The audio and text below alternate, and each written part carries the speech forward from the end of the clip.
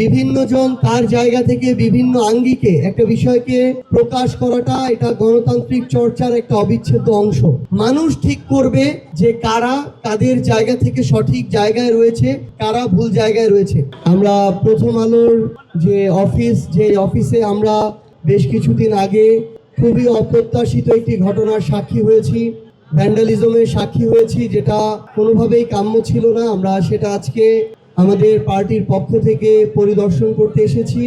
আসলে আমাদের প্রত্যেকের, ব্যক্তির হোক, প্রতিষ্ঠান হোক, রাজনৈতিক জায়গা থেকে দলীয় পর্যায়ে হোক, মত পার্থক্য থাকবে, যে কোনো একটা বিষয়ের পক্ষে বিপক্ষে আমাদের মতামত থাকবে, কিন্তু সেটা যেন কোনোভাবেই এই ধরনের অপ্রত্যাশিত ভ্যান্ডালিজমের পর্যায়ে না যায়।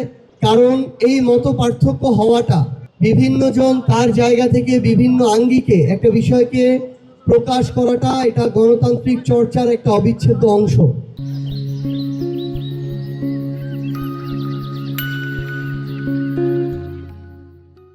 সেই অংশে যদি আমরা এইভাবে আক্রমণ করে সেটাকে বাধাগ্রস্ত করতে চাই, সেটা বরং ক্ষতিগ্রস্ত হয় না, বরং আরো শক্তিশালী হয়ে ওঠে।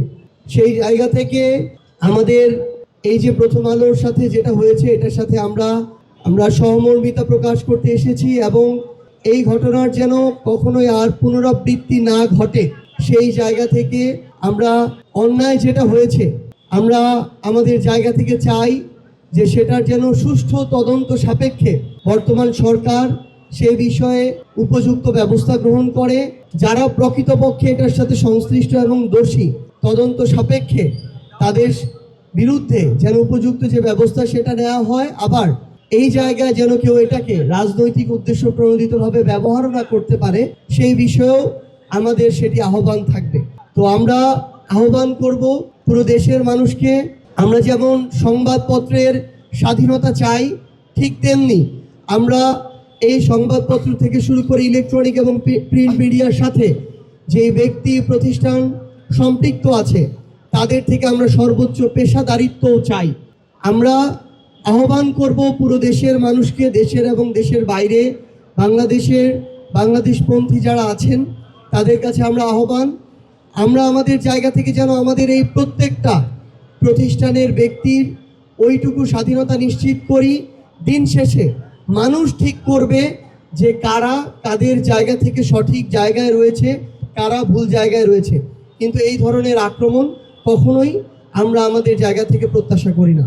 এবং আমি আরেকটা জিনিস আসলে উল্লেখ করতে চাই, জুলাইয়ের সময়ে যখন ইন্টারনেট শাটডাউন ছিল, তখন আমরা প্রথম আলোর মাধ্যমে জানতে পারতাম যে আজকে আমরা আমাদের কয়জন ভাইকে হারিয়েছি, কয়টা লাশ পড়েছে, কয়জন মানুষ আজকে শহীদ হয়েছে।